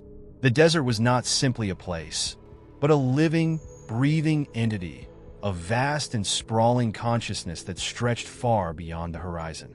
For days, perhaps weeks, Jonah wandered aimlessly. His mind had become fragmented, memories and perceptions slipping through his fingers like sand. He had no idea how much time had passed since Eleanor had vanished, swallowed by the abyss beneath the desert's surface. Every night, he felt the weight of her absence. The whispering winds, though they no longer called her name, carried the hollow echo of her loss, reminding Jonah that she, too, had become a part of the desert's eternal story. Jonah's body was weaker now. The scorching heat during the day drained him, and the cold at night gnawed at his bones. His water supply had long since run out, and his lips cracked under the relentless sun. But what disturbed him the most was the sense of time slipping away, as if the desert had become a distorted reality where the minutes were stretched and warped, blending into an indistinguishable eternity. There was no rhythm to it, no day or night, no cycle of time to mark his existence. But then one evening, or what Jonah assumed to be evening, he saw something that stopped him in his tracks. It was a figure, barely visible in the distance, but unmistakable in its movements. A silhouette against the darkening sky, walking with a deliberate, unhurried pace. Jonah's breath caught in his throat as his eyes focused. It couldn't be. Eleanor? Was it truly her? His heart raced, and a flood of hope surged within him. He stumbled forward, driven by an impossible yearning to find her, to prove that there was still something real in this dreamlike nightmare. As he approached the figure, his steps growing more frantic, the silhouette remained still, not turning, not acknowledging him. With each step he took, the figure remained just out of reach, like a phantom that danced in and out of his vision. Jonah's breath became shallow, his legs burning with exhaustion, but he couldn't stop. He needed to see her. He needed to know that she hadn't been lost to the sands forever. Finally, after what felt like an eternity, Jonah reached the spot where the figure had been standing. But as he arrived, the figure dissolved before his eyes, as if it had never existed at all. The shape flickered and vanished, leaving behind nothing but the empty, endless desert. Jonah collapsed to his knees, his heart sinking as the weight of his discovery crushed him. It wasn't Eleanor. It wasn't anyone. It had been an illusion, a mirage crafted by the desert itself. Jonah let out a strangled cry, the sound echoing in the silent expanse. The desert had toyed with him, feeding him false hope and then snatching it away. He had been chasing ghosts, figures conjured by the sand, by his own deteriorating mind. The reality of his situation was undeniable. He was alone. Completely, utterly alone. But the desert was far from finished with him. Jonah felt a subtle change in the air, a shift, a pressure building in the atmosphere, as if the sands themselves were holding their breath. Then a low, rumbling sound, like the growl of a massive creature stirring beneath the earth. The ground beneath Jonah's feet trembled, sending a wave of panic through him. He stumbled back, his heart racing once more, his senses on high alert. The desert was waking up again. The sand shifted violently, like a tidal wave crashing in slow motion. Jonah tried to steady himself, but the ground gave way beneath him. He fell to the earth, the sand rushing around him, swirling like a vortex, pulling him deeper into its depths. His breath was stolen from him as he was sucked into the very heart of the desert, his body trapped in its unforgiving grip. As Jonah descended into the sand, he saw something that chilled him to his core. Shadows, long and stretching, moved with purpose beneath the surface. Not just one or two, dozens, perhaps hundreds of them. The memories of the lost souls, the countless travelers who had vanished into the desert, were alive, entangled in the sand, clinging to the earth, trapped for eternity. Jonah's mind raced as the realization hit him. These were not just the remnants of the past. These were the ones who had come before him. The ones who had been consumed by the desert and now remained part of it. Their bodies, their souls, forever caught in its vast, unyielding grasp. He struggled, but it was no use. The sand pulled him deeper, faster. He could feel the weight of the past pressing in on him, the stories of those who had come before him, the forgotten voices calling out, urging him to join them. Jonah's heart pounded in his chest as he realized what was happening. He was not just being consumed, he was becoming a part of it. His soul was being woven into the endless tapestry of the desert. And as the sand closed in around him, Jonah understood the true horror of the desert. It was not just a place of death. It was a place of eternal recurrence. There was no escape, no end, only the endless cycle of souls lost, wandering in the desert, bound to it forever. Jonah, like all those before him, would never leave. His name would be added to the list of those who had vanished. His story just another whisper in the wind, lost to the sands of time. And so, as Jonah was pulled beneath the earth, his body, his mind, and his soul became part of the desert's vast, eternal archive, a memory among countless others, forever etched in the shifting sands. The winds of the Sahara are relentless, unforgiving, and yet they carry with them the memories of those who have wandered its vast expanse, never to return. The desert is a place where time itself becomes irrelevant, where the past and present intertwine in a symbiotic dance of shadow and light. Jonah, now one with the sand, has become another story whispered by the wind, another tale etched into the fabric of the desert's soul. The cycle continues, as it always has, and as it always will. It is said that when one is lost in the desert, their spirit becomes part of the landscape, trapped in an endless loop.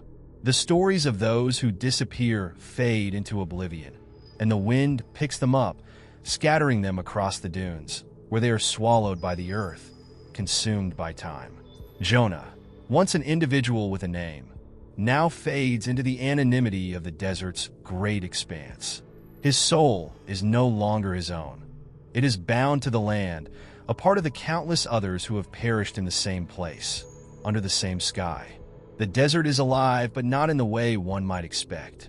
It is not a place of simple stillness, nor is it a void devoid of meaning. The desert is a vast repository of human suffering, dreams, and the ghosts of those who dared to cross it. The endless dunes have a memory of their own, a haunting recollection of each soul that has been absorbed into their depths. For Jonah, this is now his reality. He is no longer simply lost. He is a part of something much larger, something ancient, something eternal. In the time that has passed since Jonah's last breath, the winds have carried his memory across the desert. It is not just the wind that whispers his name, but the very earth beneath the sand that calls out. Every grain of sand is a reminder, a keepsake from a time long forgotten, a tribute to those who have ventured too far and paid the price. Jonah's spirit is now a part of the endless dust, woven into the very fabric of the desert itself. The landscape is no longer just an expanse of sand and rock. It is a canvas painted with the stories of countless souls. But Jonah's story does not end here. The desert is not simply a place of death. It is a place of transformation. It is a place where those who lose themselves are reborn, not in the traditional sense, but in a way that defies all understanding. The desert does not forget. It retains every detail, every moment. And when the winds change, when the temperature shifts, it brings forth the memories of those who have passed into it. In this way, Jonah will never truly be gone. His spirit will continue to drift, carried on the winds that sweep across the dunes, mingling with the stories of others who came before him. The desert, though vast and seemingly endless, is not without its own rhythm. Each soul that becomes part of it adds to the ongoing story, an ever-growing tale that shifts and changes as the winds blow. Jonah's story is no longer one of despair and loss, but has become part of a larger, ever-evolving narrative. The sands continue to move, the wind continues to howl, and the stories continue to unfold. Jonah, along with the others, is not forgotten. They are merely integrated into the landscape, living on in the whispers that ride the winds. As the years pass, the sands shift once again, and a new traveler steps into the desert. Their footsteps disturb the stillness, but they do not know what lies ahead. They cannot know what has come before them, for the desert is a place where the past is obscured, hidden beneath the layers of time and memory. It is only when the traveler begins to feel the weight of their isolation, when the winds begin to whisper their name, that they will understand. The cycle is beginning anew. Jonah, like all those who have come before him, will now guide the new soul through the endless cycle. He is not a passive observer. He is a participant, a silent guide. And so, the desert continues. It devours, absorbs, and transforms. It is a place where nothing is ever truly lost, and where everything is, in a sense, preserved. The sands may bury bodies, but they never forget the souls they have claimed. They continue to weave the stories of those who have crossed their paths, their names etched into the dunes, their spirits bound to the land. Jonah is now one with this cycle, a part of the endless flow of time that stretches beyond human comprehension. In the end, the desert is both a prison and a sanctuary. It traps the lost souls, but it also cradles them in its embrace. Jonah's journey, like that of all those before him, is not one of finality. There is no end, no closure. There is only the continuation of the cycle. The wind howls once again, carrying with it the whispers of Jonah's name. He is no longer a man lost to the desert. He is the desert itself, as much a part of it as the sand, the wind, and the sun that rises and sets without end. The desert will always be here, and so too will Jonah. The cycle continues, and as long as the wind blows, as long as the sand shifts, the stories will never cease.